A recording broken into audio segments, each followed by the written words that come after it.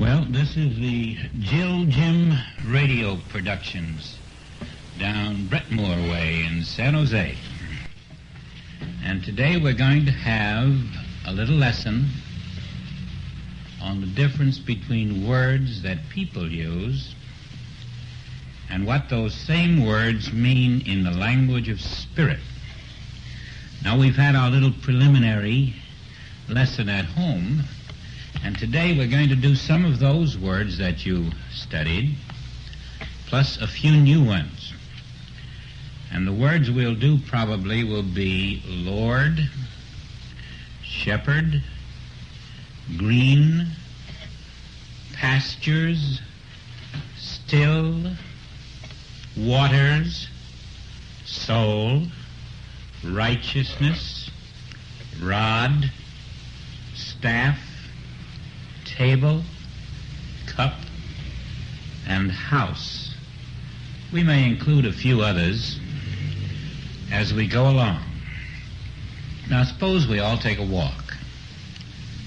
Take a walk over the hill, down the valley, over another hill, down another valley, and pretty soon we come to a special meadow, a pasture land. And there we see a flock of sheep. And the sheep are rather quiet.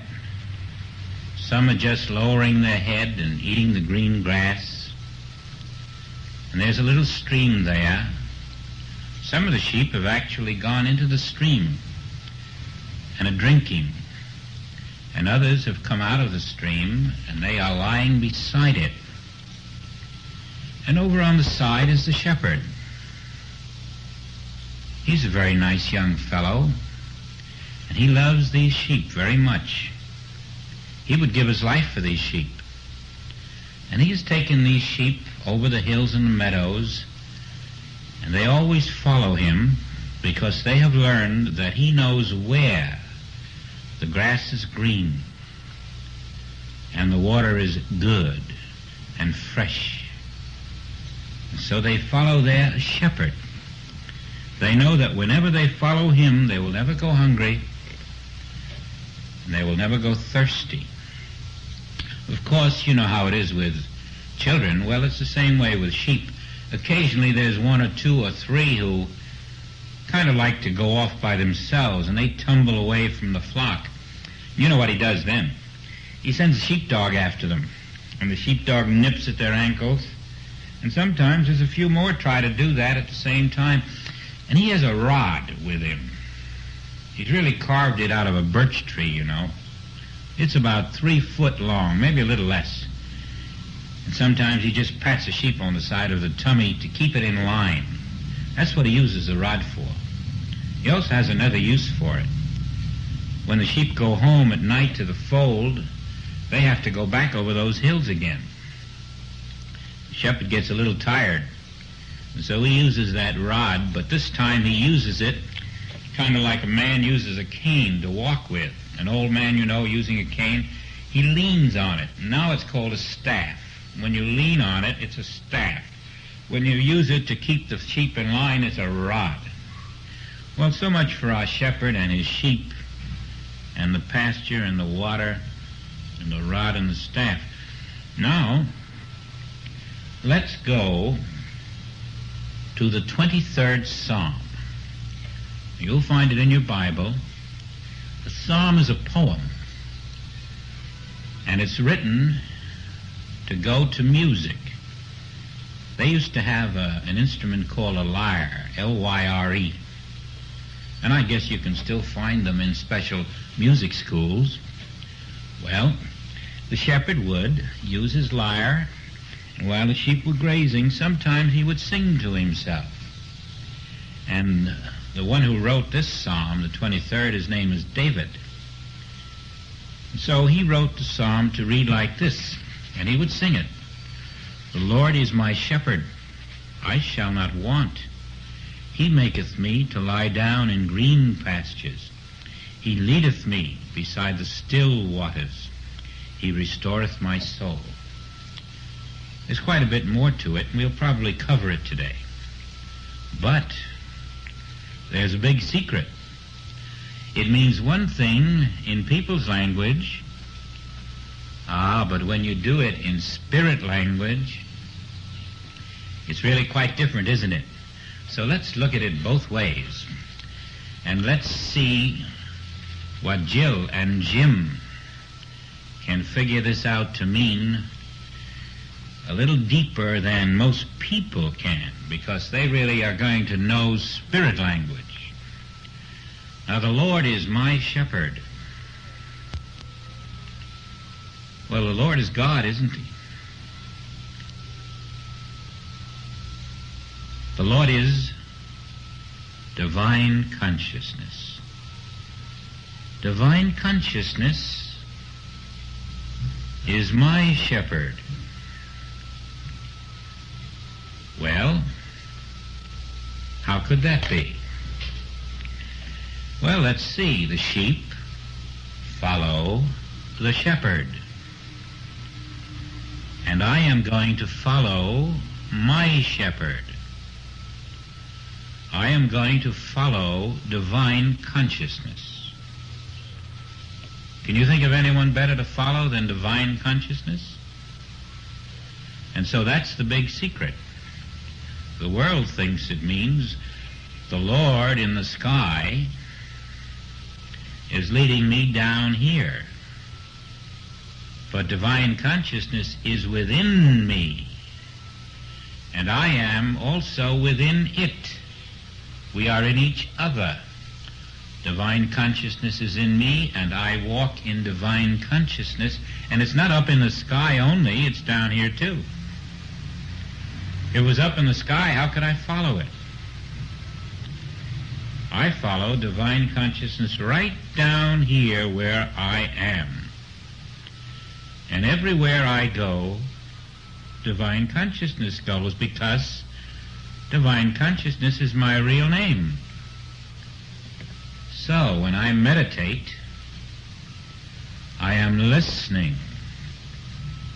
And who speaks to me? Who tells me where to go and what to do and how to do it? My own divine consciousness. My own divine consciousness is my shepherd. And what's the next line? I shall not want. Well, want means need. I shall not need anything. And now we know that the reason I shall not need anything is my divine consciousness will furnish all of my needs. And so I listen to my divine consciousness, which is my shepherd within me. Not out there only in the sky, but within me, my inner shepherd. And it knows everything that I need, and so I shall never want. In fact, it's such a smart shepherd, it knows so much that it maketh me lie down in green pastures. Now we know a pasture is where the sheep feed. And so in people's language, a pasture is where you feed. In spirit language, a pasture is where you feed your mind. It's a mental pasture. And so the Lord, my shepherd, within myself, my divine consciousness feeds my mind. And he feeds my mind in a green pasture. Now, in people's language, that just means the color green. But green things grow, don't they? Grass is green and it grows. Well, green in spirit's language means growing. In fact, it means spirit. Green is the word which means spirit. So that he feeds me spirit. My shepherd feeds me spirit. spirit in the pastures within my mind. And so while other people just eat ordinary food, my mind is eating spiritual truth, because my shepherd sees that I receive spiritual truth in the green pastures. And he leadeth me to still waters. Now, if a sheep went out in the water and it wasn't still, he might drown. He couldn't even drink it if it was flowing too fast. But what is water? Again, in people's language, it's something you drink. But just the way your mind eats truth, so does your mind drink truth. Water is truth in spirit language, but there are many kinds of truth, and these are still waters. Now suppose you kneel down and you look down into a little lake, and the lake was very still, and you were kneeling over looking down into it. Well, you would see yourself, wouldn't you? And if the lake is still, you'd see a perfect reflection of your own face and your body.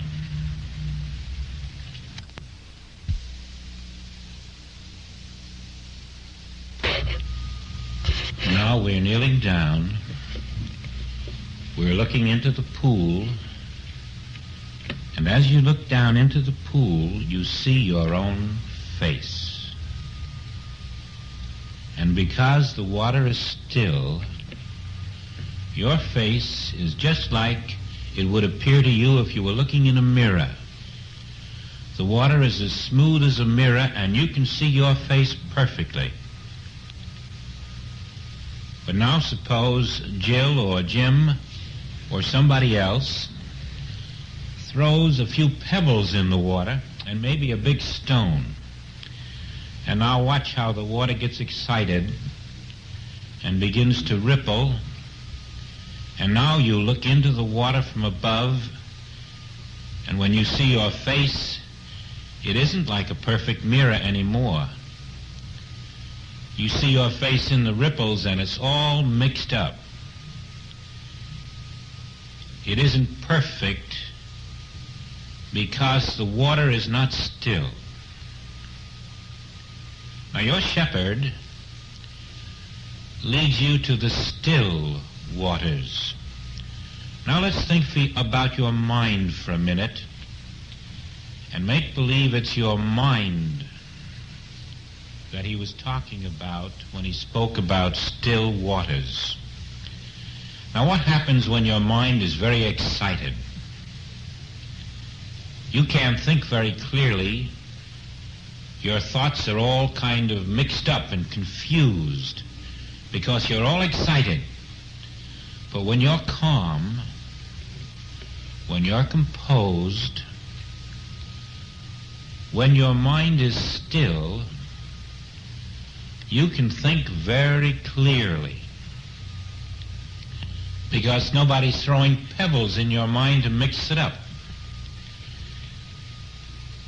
And so when your shepherd within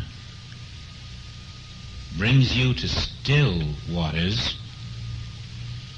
it means that when your shepherd teaches you how to keep your mind still, like when you meditate, then because your mind is still like the waters,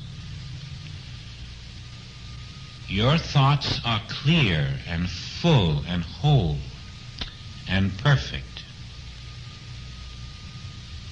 And so, the thoughts that you receive when your mind is still, these are called the thoughts from the still waters. And the still waters your still mind, when it's very quiet, listening very carefully, receives the thoughts from God.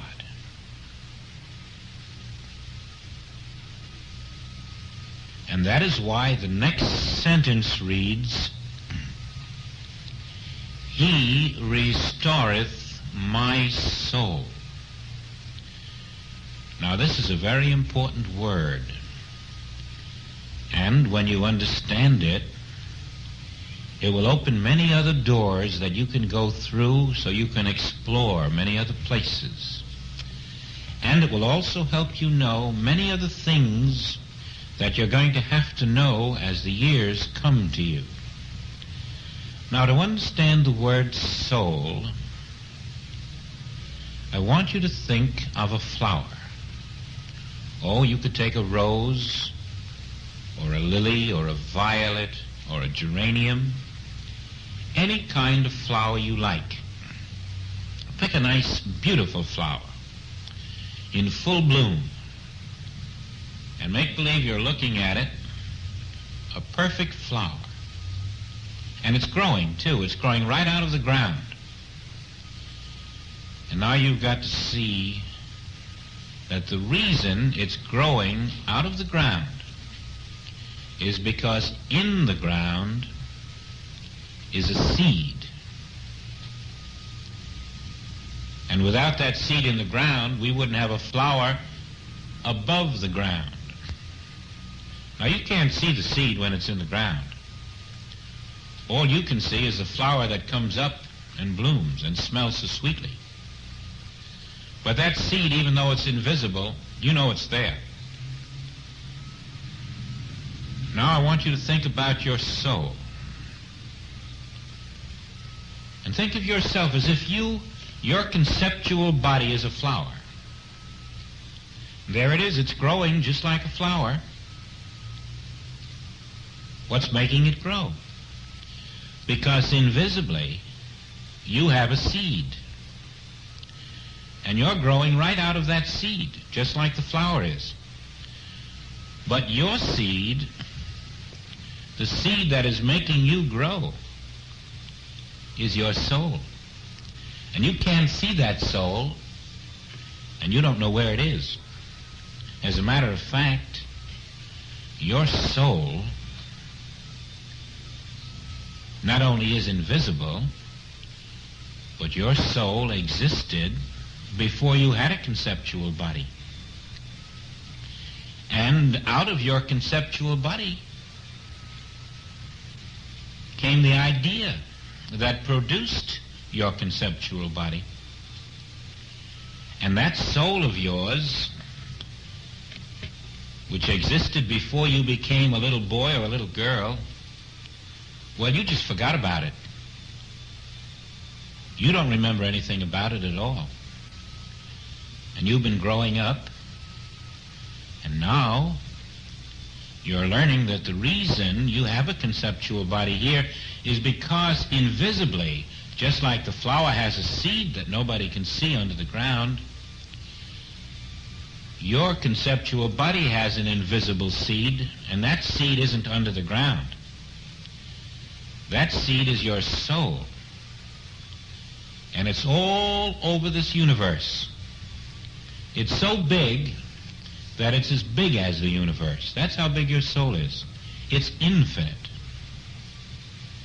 And you forgot about that soul when you were growing up from a little baby to a 6-year-old boy and a 9-year-old girl. But the soul didn't forget about you because the soul is your higher self. And you see, your shepherd knows all about it. And so your shepherd led you first to the green pastures so you could be fed spiritual food. And then it led you to the still waters so that your mind being still, your shepherd could lead you directly to your own true self, your soul. You lost it because you forgot it existed, but he restoreth your soul. And now here you are, and the world sees you in a conceptual body, but really the seed from which your body is growing is your soul, and your divine consciousness is feeding your soul, and your soul is feeding your mind, and your mind is feeding your body, all because you know how to meditate, to be quiet, and to listen, so that your soul can receive from your divine consciousness the truth. And then your soul becomes like a mirror for your divine consciousness, and your divine consciousness looks into your soul and sees itself there, just like when you look into the water. And so your soul receives the perfect idea from your divine consciousness and passes that perfect idea into this world as your perfect conceptual body. Now you're going to have to listen to this quite a few times and talk it over between yourselves, because then you'll get some ideas of your own and you'll begin to feel this inside. And that's when it's important. When you feel it deep down inside and you can say, I am divine consciousness. I am God. And God moves through my soul, which is my invisible seed. And in my soul is everything that I am, just like in the seed of a flower. And then, when my mind is still, my soul, which contains everything that my divine consciousness put in it, feeds that to my quiet mind. And so I receive the still waters, the truth. That which is perfect comes through my quiet mind, and out here, my conceptual body is guided, taught, and receives the truth from inside. And I can always depend on this, because now that the shepherd within me has restored my soul, I can always meditate and let my soul speak to me, teach me, lead me, guide me, show me, educate me. My soul will be my best friend, just like my daddy's soul is doing for him and my mother's soul is doing for her. Their soul is teaching them as my soul is teaching me.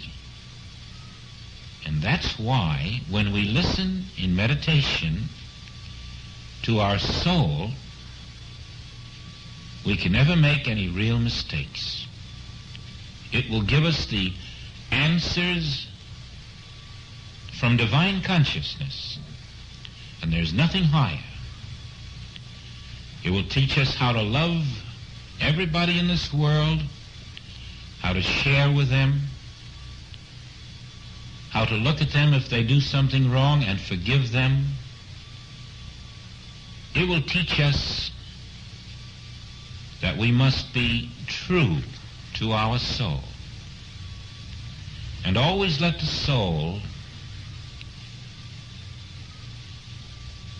be the boss, so that we out here in our conceptual bodies, we listen to the soul and we say to it, thy will be done. You tell me and I will do it out here. I will be the hands for my own soul. I will be the legs for my own soul.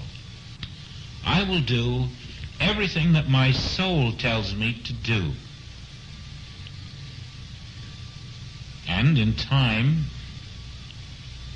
when I look out at other people and I see that they're all mixed up and confused, I will know it's because they do not know how to listen to their soul like I do. And maybe someday, if they ask me, and only if they ask me, I'll be willing to show them how. But until then, I'm going to keep it secret inside me, because you can't tell them about it if they're not ready. That wouldn't be very good. If they're not ready, you wouldn't want to spoil things for them. It's only when they're really ready and they really are ready to know, then you might say, well, if you really want to know, I would like to help you and show you. But until then, I will be quiet and listen to my soul and let it tell me whenever it wants me to tell this to someone else. And so now we have come to a pretty important place in our study. We are learning the great and wonderful secret that just as a flower has a seed which feeds the flower, I have a soul which feeds me. And it feeds me the things of God, the beautiful, wonderful things. And when I trust my soul, it will never let me come to any harm. It will never let me be hurt.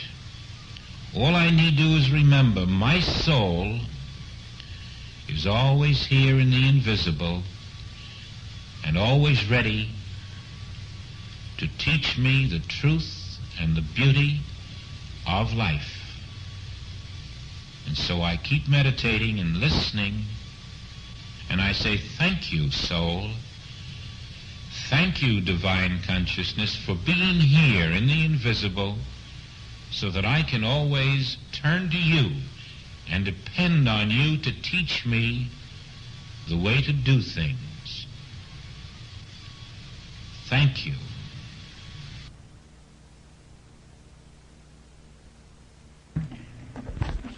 Well, let's see what we've done so far. The Lord is my shepherd. I shall not want. He maketh me to lie down in green pastures. He leadeth me beside the still waters. He restoreth my soul. He leadeth me in the path of righteousness for his name's sake. Now we have a new word here. Righteousness. Now, I suppose you know what righteousness is in people's language. If you're truthful, if you're honest, if you're fair, if you're kind, if you're friendly, this is human righteousness. If you do the right thing, people say you're righteous. Now, that's people's language. But we're interested in what it means in spirit language. We're interested in the deeper meaning, because here David, who wrote these words, was revealing to us that God within him had given him a new meaning about righteousness. And he wanted us to know that real, higher meaning which most people in the world do not know, because they are not listening to their inner shepherd as we are. Now let's see what it means. He leadeth me. Now the he is the inner shepherd, the divine consciousness. And so while people think that they are being righteous because they are kind and good and honorable, they still are not listening to the inner shepherd. So that's not enough. For to be righteous spiritually, we must let the inner knower guide us into a new path of righteousness, a spiritual path, and nobody knows the way except divine consciousness within us. So this is a different kind of righteousness.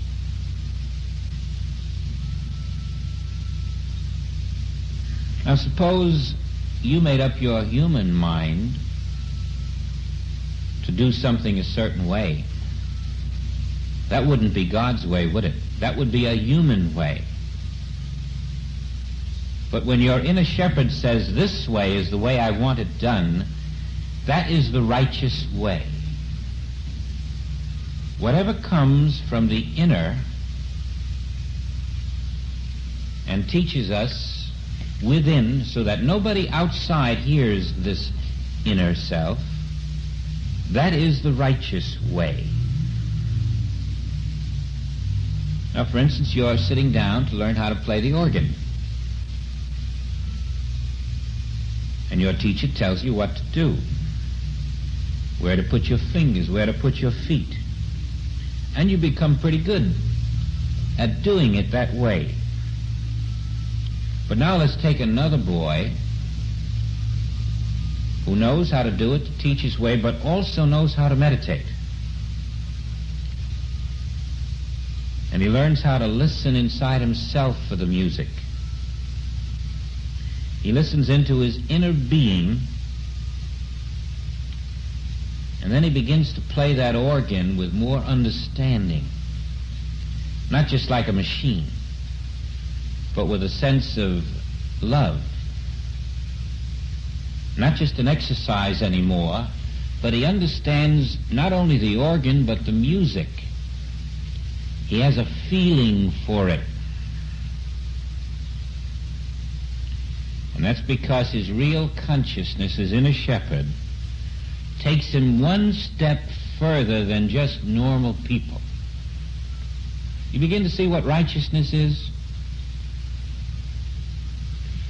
And so, when you start to look out into the world around you and start to think about what am I going to do as I grow up, if you were just people, you would try to make up your own mind.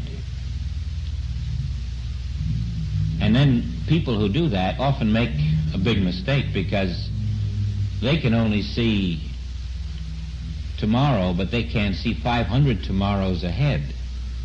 They can't see as far ahead as the inner shepherd. And so they do what they think is righteous, and it turns out it's wrong. But you, listening to the divine consciousness within, you're going to find that it is going to lead you into the right path in all things. And so that God within you, being your inner consciousness, if you listen there, when the time is right, you will be led in the path of righteousness. And that is the meaning of, He leadeth me in paths of righteousness for His name's sake.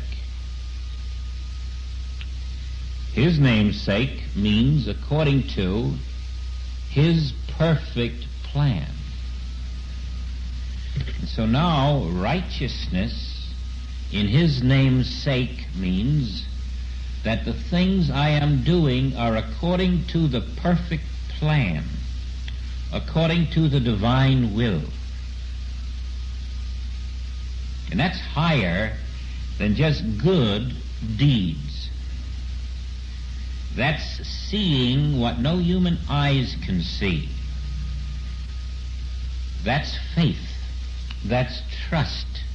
That's knowing that my inner consciousness can see ahead for 1,000,000 tomorrows. And if my inner consciousness tells me what to do, that will always be the righteous thing for me to do. And so you've got to think about that.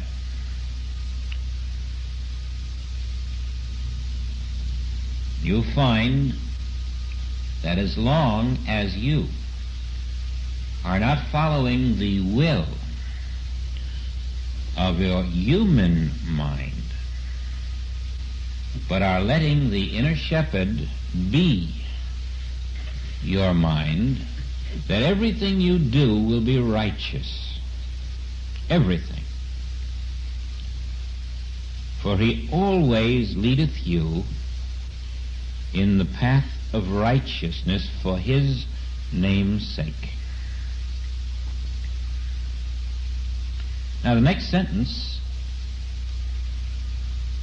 is the result of your walking in the path of divine consciousness or righteousness.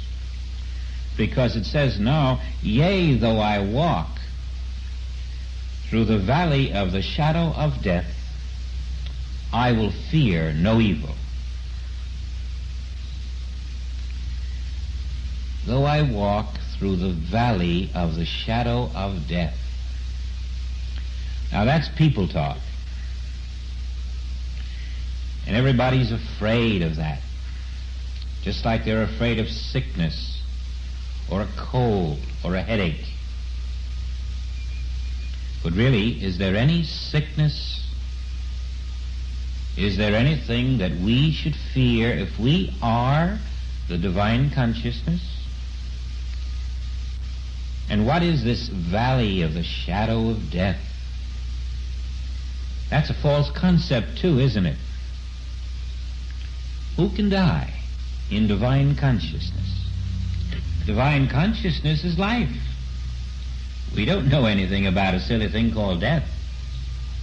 That's for people who don't know the truth.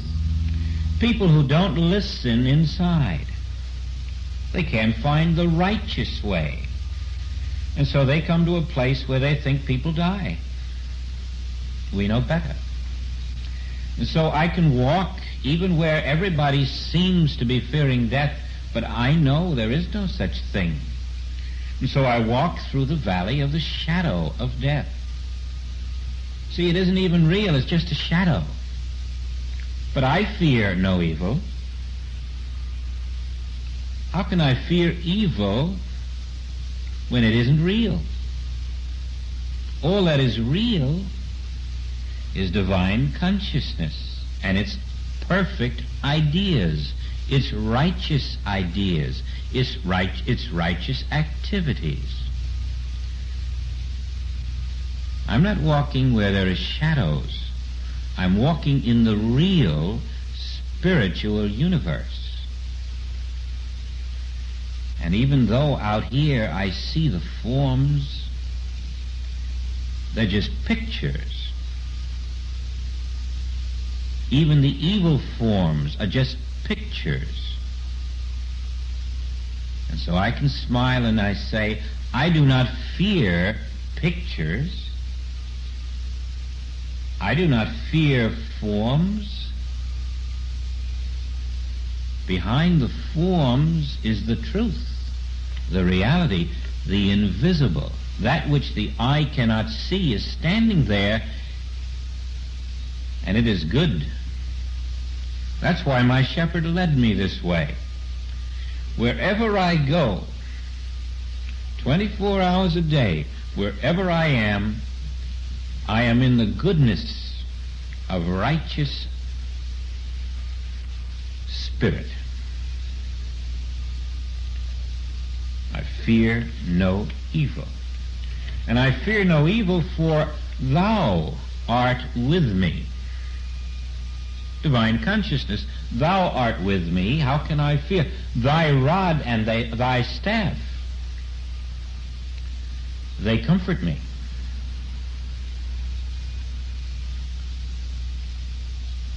Thy rod and thy staff, truth,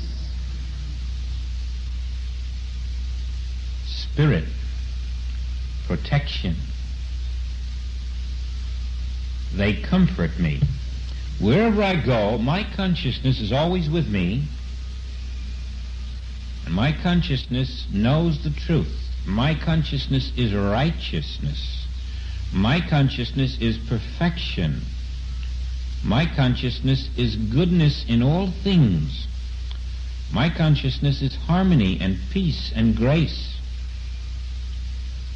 My consciousness is a perfect shepherd.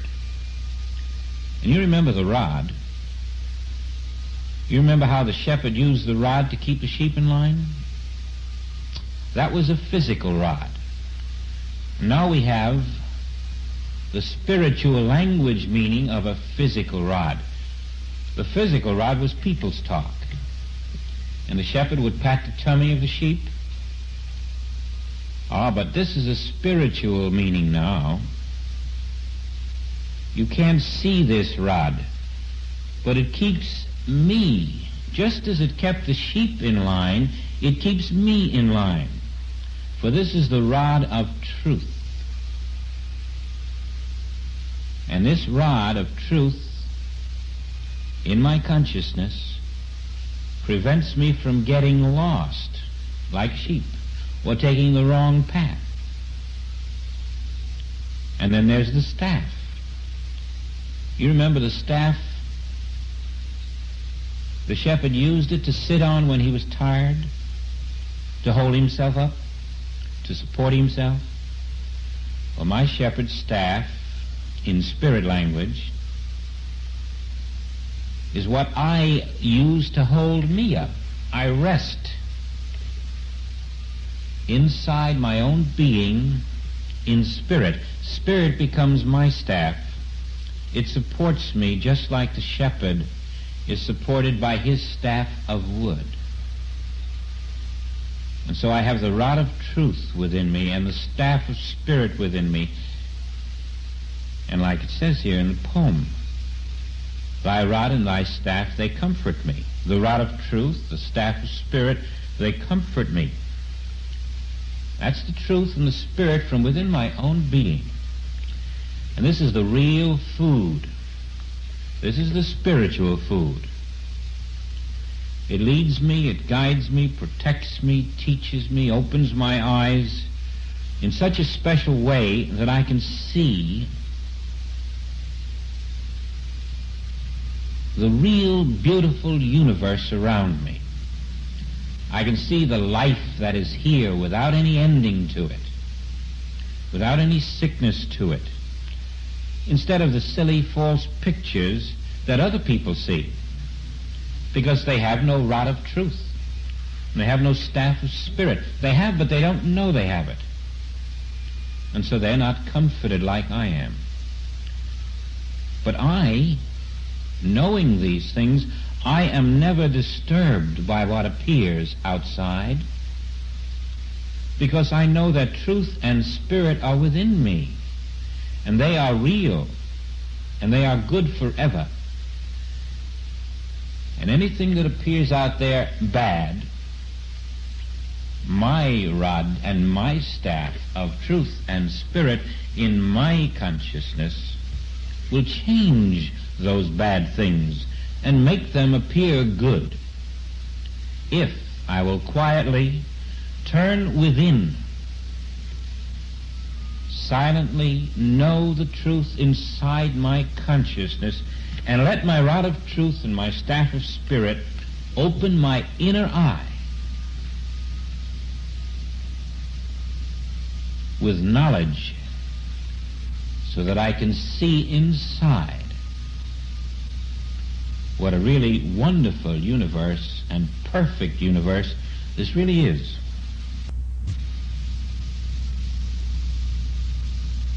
Maybe you want to rest here, but if you do, you can come back to the next portion later. Here's another line. Thou preparest a table before me in the midst of mine enemies. Thou preparest a table before me in the presence of mine enemies, not the midst, in the presence of mine enemies. Now, who are my enemies? That's right, I have none.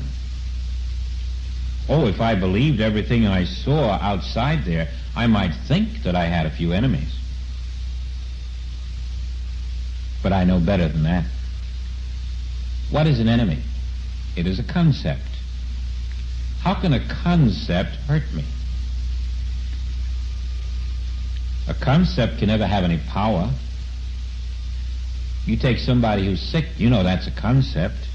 You take somebody who's angry, that's a concept too. And so if there's somebody out there who's angry or jealous or greedy, they're only concepts. So the people out there can never be my enemies. And anyway, I have a wonderful secret. Thou, my inner shepherd, my divine consciousness, preparest a table before me in the presence of mine enemies. Now, what is that table? Well, you eat off a table, don't you? That's where the food is, right on the table. This table you can't see, and you can't see the food either. But your consciousness has put a table out there, an invisible table with invisible food.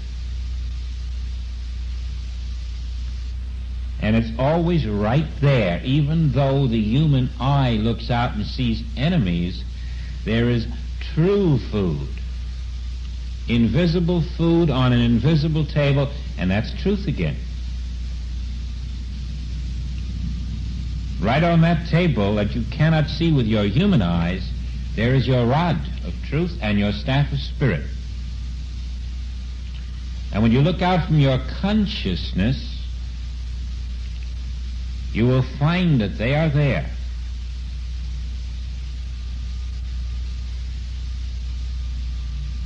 And then you will say, well, my enemies are only concepts without power, and so they're no longer my enemies at all. I have no need to fear them.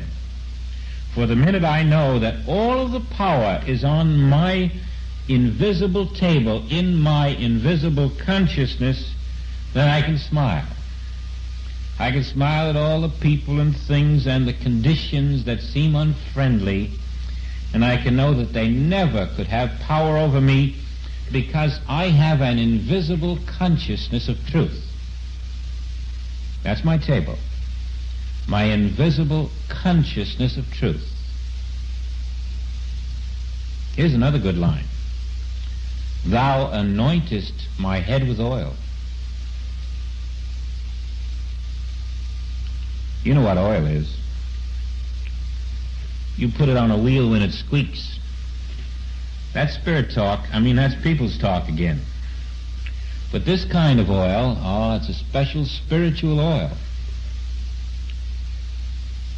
It means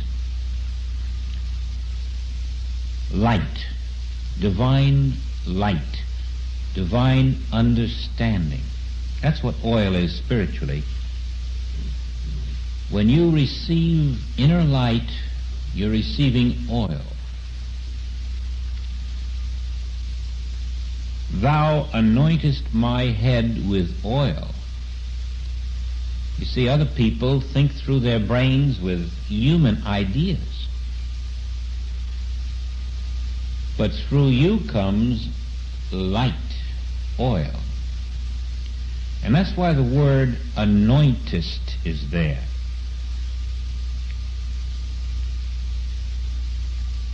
To anoint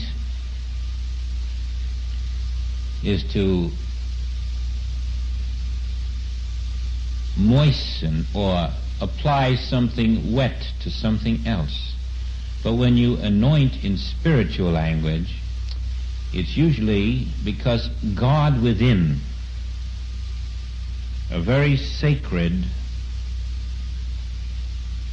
moment when God within brings you the real secret truth. And that secret truth being presented inside you is called the anointing. There's a little more meaning to it. For instance, when you receive the truth of the Christ, and you are told from within that you are the child of God, you are being anointed, chosen, very specially chosen.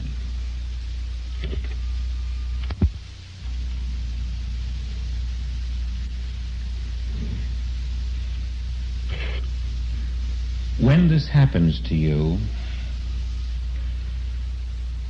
when it is said that your inner knower anointeth your head with oil, you are living in a different world than the people around you. They are moving in a world of concept, and you are living in the real, invisible universe. You are living in the kingdom of God. And that is why we're here on this earth, to find out how to do just that. Now, my inner knower has led me through the green fields, the green pastures. He has restored my soul. He has anointed my head with oil. He has removed all fear within me. He has shown me paths of righteousness, all because I am listening within. And so the next line is the result of that. My cup runneth over. My cup, you see, in people's language, is just a cup that you pour hot cocoa in, or milk, or coffee. It's a container for a liquid. My cup in spiritual language is my life. This particular lifetime is my cup, and it runneth over with good things, spiritual things, because my consciousness is pouring all of the good things of life into this lifetime, into this cup. So my life is full, overflowing. I have a wonderful sister, a wonderful brother, a wonderful father, a wonderful mother, many wonderful friends. And this is all true because I do not believe in material concepts. I live in a spiritual consciousness, letting my inner knower feed me with the truth. That leads to the next line. Surely goodness and mercy will follow me all the days of my life. As long as I practice the art of meditation, as long as I know how to keep my inner peace, then my spiritual consciousness will fill my cup with goodness and mercy, which is protection in all things. And I will dwell in the house of the Lord forever. I will remain in my spiritual consciousness, always receiving more oil, more light, more truth, more spirit, more understanding, more goodness, more love, more wisdom, more intelligence, more of everything. And always finding how wonderful life really is when you live in the spirit of your own being. And that life is forever and ever and ever. And so now we have finished the 23rd Psalm, which began with, "The Lord is my shepherd," and we know the spiritual meaning of it. I want you to know that I do want to answer the questions that you may have from time to time. For instance, Jim, I recall a question of yours: what's the difference between spiritual consciousness and healing consciousness? Well, it's like you take a package of lifesavers. There's a pink one and a white one and a blue one and a green one. They're all lifesavers, but one is one color and one is another. The heading, the category, lifesavers, applies to all of them. Now that's what spiritual consciousness, that's the whole thing. Now there are different kinds of spiritual consciousness,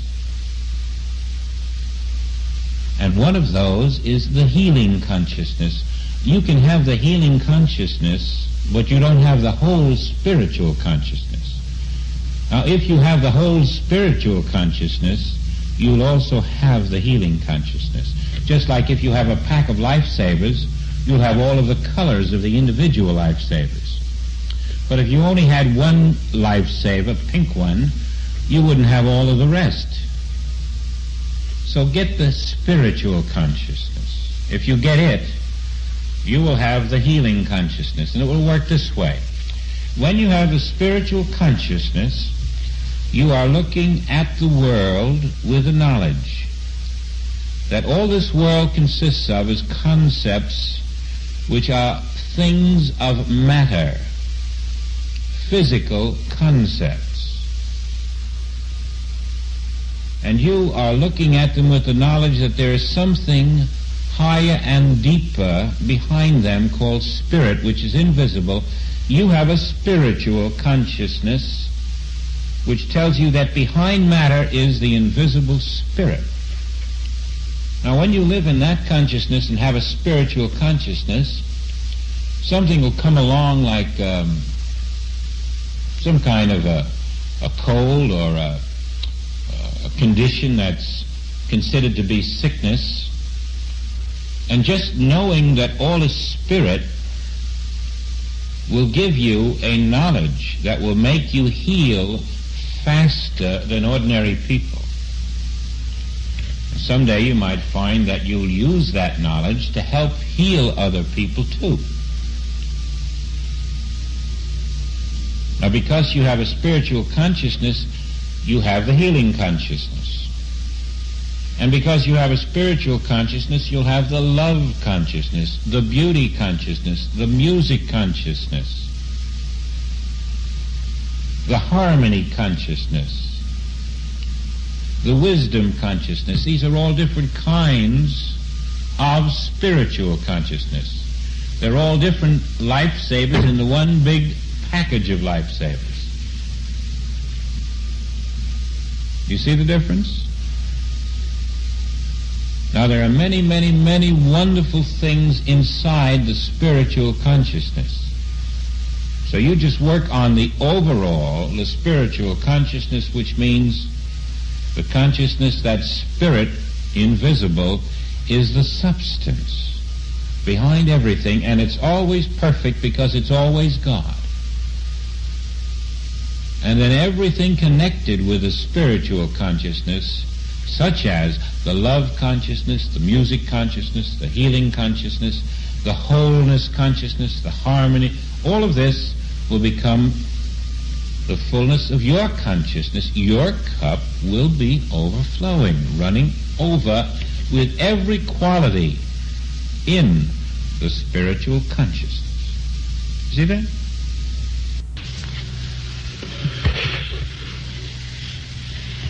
Jill and Jim, I have your questions, and I want you to know that I appreciate them. They are very intelligent questions, and you're really making me dig down deep to come up with some good answers for you. Now, Jill, you've asked about the soul. And in your question, if I recall it correctly, you said you understand most of the things about the soul, but if your soul is infinite, where is your daddy's soul? Where is Jim's soul? Where is your mother's soul? And where is everybody else's soul? How could there be any others if your soul is infinite? And so you see, in a way, you've almost come to the point of answering your own question. Now let's look at it this way. Suppose I say to you, Jim, point to your house. And now Jim points to the house. And now I say to your daddy, now you point to the house, Will. And so you point to the same house. And now I say to your mommy, you point to your house. And your mommy points to the very same house that Jim did and your daddy did. And now I say to you, Jill, where do you live? And you say, I live in the same house they live in. Well, there you are. There's 4 people. How could they all have the same house? Well, why couldn't they? They all live in one house. Now, why couldn't 4 people all have the same soul? And if the soul is infinite, why couldn't everybody on earth have the same soul so that we all live in one infinite house called the soul? Do you see that is exactly what the truth is? The one infinite soul is your soul, Jill, but it's also mine. And it's also your daddy's. Oh, and it's everybody's. Everywhere you go, the good people and the bad people, they don't know it, but there's only one soul, and we all live in it. Now, you see, I can't use your soul. I can't even use my own soul. And you can't use it, but we can both listen to it and let it direct us, so that if you live in your soul and listen to it, it will direct you, and when I'm listening, I'll be listening to my soul. But it's really the same soul, and so the one soul will direct you and will direct me, and because we're under the direction of our one soul, we'll always be friends. We could never be enemies that way. And so when everybody learns that they have one soul, they'll all be friends. They'll really love one another because the soul will be directing them. And that's why in the 23rd Psalm, the voice of God speaking through the man who wrote the psalm said, "Your shepherd will restore your soul." Now, most people have not had this happen to them. They still do not know they are living in an infinite soul. But you're learning it, and I think you have caught the idea. And so your soul is restored. Now, let's bring up a few questions about that you didn't ask, because I think you should think about them. For instance, later on, most people say, well, I'm not going to live in the same soul with everybody else. I'll just be like everybody else. Now, I want you to know that that wouldn't be true at all. For instance, just take your mind, and now think of a house. And you have a pretty house. You can fix up any kind of a house you want in your mind. Now think of an automobile. And now think of, a little baby boy, just born. Maybe Jim when he was just born. But you see, you thought of 3 ideas: a house, an automobile, and a baby boy. And all of those 3 ideas came out of one mind. And yet the ideas are all different. They're not the same, are they? So if we all came out of one soul, couldn't we be all different like the ideas that come out of the mind? We don't have to be all identical just because we come out of one soul. In fact, there are not 2 people who come out of the real one soul who could ever be the same, because just as the soul is infinite, it produces an individuality in each of us so that we all are just enough different to give something to each other that the other one doesn't possess. Oh, this makes me want to go right through this 23rd Psalm, because right after this, it shows because your soul has been restored, you can now be in the path of righteousness. I'm awfully tempted to explain that right now, but I think what I'd better do is go over to Jim's question, because I think now you can catch the idea of the soul. It's really now divine consciousness functioning through you so that you will learn how to be one with the one soul of everybody. And that's going to be a wonderful secret later, because everybody who does this while you're doing it will be in harmony with you. Everyone who lives out of the one soul is in harmony with each other. Somebody could live in Alaska and really learning how to live out of the one soul, and you could be living here in California, and you'd both be in harmony. And if that person in Alaska had something that you needed, somehow or other the one soul would tell that person, or it would take you all the way to Alaska, because the one soul sees everything. You see, then we're living in God's house. Now, Jim, you have a very interesting question. It's all about concepts, and how can you lean on a bed if a bed is a concept? Well, I'm going to answer that in a very strange way. First, I'm going to ask you, Jim, what is a concept? And by way of answer, let's see what our old dictionary here has to say. Concept. We'll find that here, and then we'll see what we're going to say about the same thing that the dictionary talks about.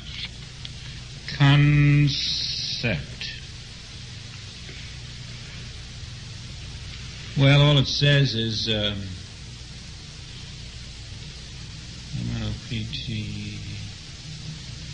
an abstract general notion or idea.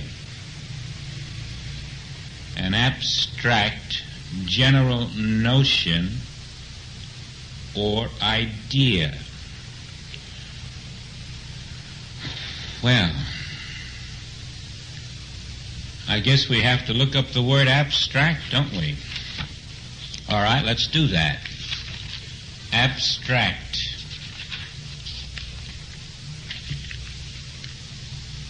Abstract.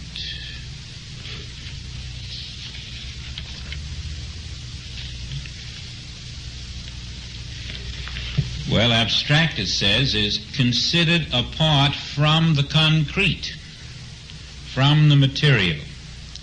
In other words, an idea is abstract. It is not physical. It is not material. And a concept or idea is not a physical thing, but rather an abstract idea, which is apart from the physical. And so when we look at it closely, it means that a concept is a belief or a mental impression that you have about something. Now, you're seeing the bed and you're touching the bed, and you say it's pretty solid. In fact, if you dropped it on the floor, it would make a great big noise. And you say, how could a concept do that? But the dictionary says that a concept is not material, and you are learning in spiritual living that all material is concept or abstract or belief or impression. And now we have to clarify, how can this be? How can Jim rap his knuckles on a piece of wood and think that the wood is abstract and not concrete? Well, let's take an in-between step and look at science. Now, science says that if you were able to look at the wood or the metal that makes up your bed, and if you could see it with X-ray eyes instead of human eyes, you would see that it isn't steel or wood or any other kind of metal at all. is just little itsy-bitsy, tiny, tiny, tiny, invisible to your human eyes, particles, little bits of light, atoms. And they're moving fast like a propeller. So fast, millions of turns in 1 second. So that, well, they're faster than a bullet, and you can't see a bullet when it's moving through the air. And so you do not see these little moving atoms that are moving around in a fast circle. And they move so fast that they create an impression in your mind. And the impression that these atoms create in your mind is that of something that is in front of you which is hard and solid. But that's because you can't really see inside that substance to see the light atoms that are moving around fast.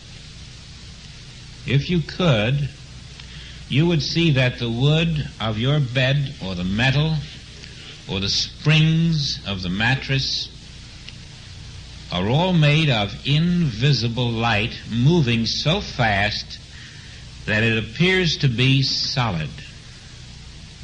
But that's your eyes. Now you hit it with your hand and it hurts you.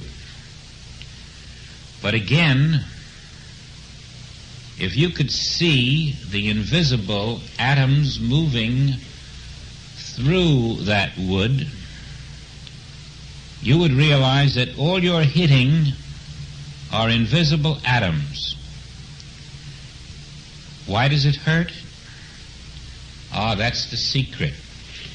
Because your hand is also a concept. It's made of invisible atoms, but the atoms of your hand are made of different atoms than the atoms of the wood of the bed. And the atoms of our body, all throughout our body, we have different kinds of atoms, different kinds of minerals. The atoms of your teeth are different than the atoms of your eyes. And the atoms of your bone are different than the atoms of your bloodstream.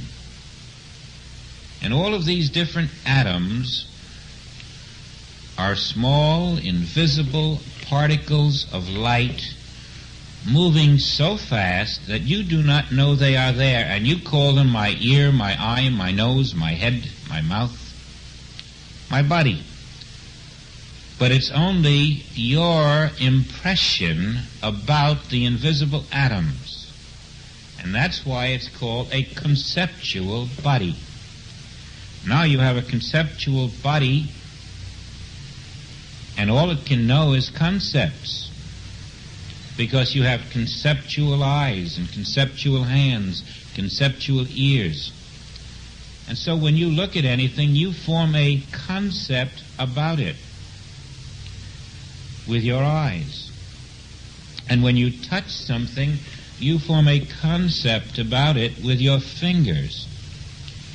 Actually, it isn't your fingers that forms the concept or your eyes, but your fingers tell your brain what they have felt, and your eyes tell your brain what they have seen, and your ears tell your brain what they have heard.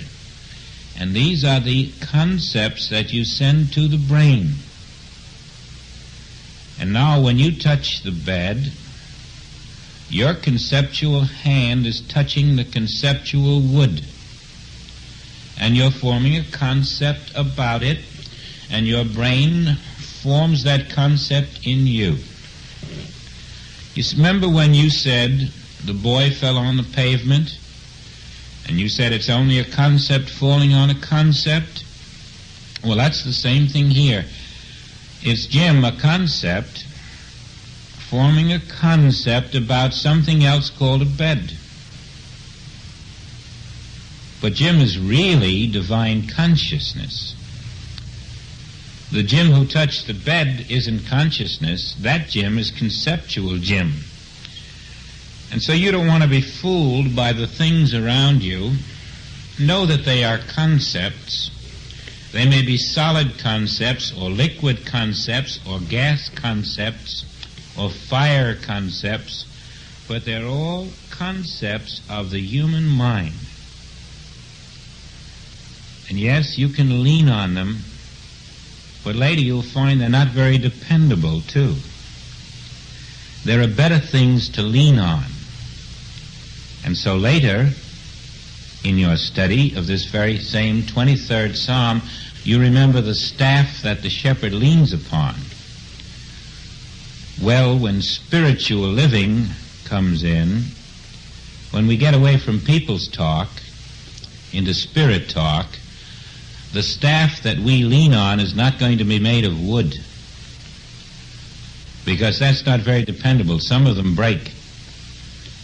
We're going to lean on a staff made of truth, and that isn't wood or steel or iron, but you'll depend on it, and it will do always what you want it to do.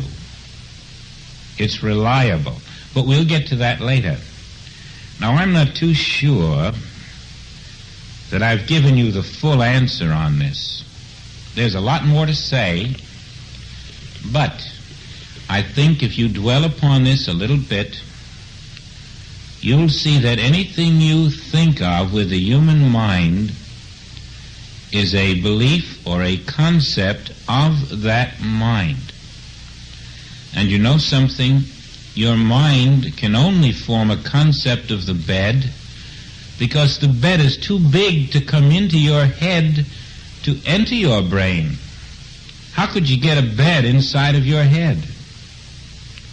So what happens is that your brain sends out your eye and your ear and your fingers and your kneecaps and all of your body to get an idea about that bed, and all of these ideas come into the brain where it forms the idea that it calls bed.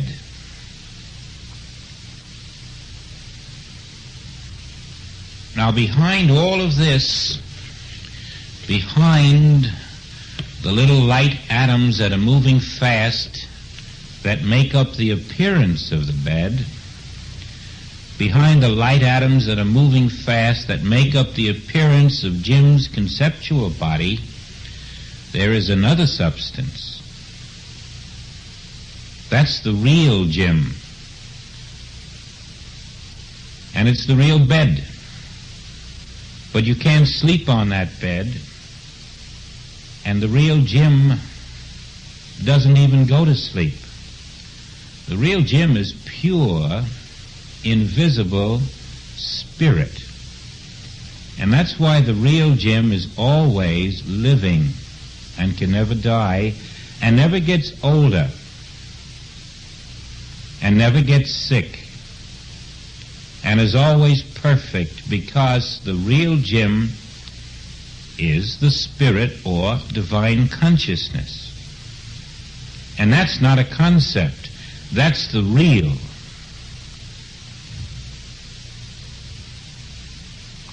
Well, you think upon these things, and then when you think about them a little bit, close your eyes and meditate upon them until something inside begins to say to you, Jim, here's the way things are. And then you listen carefully to this voice or intelligence inside you, and it will teach you from inside. Jill might do the same about the soul. And then as you get ideas, you'll begin to find that because you're asking questions, your own soul is going to give you the answers. This is how it works. So you keep asking questions, and if you send them to me on a tape, I will dwell in meditation upon them, and then I will tell you what I have heard inside, and that way we'll keep comparing ideas, and we'll help each other. So long for now.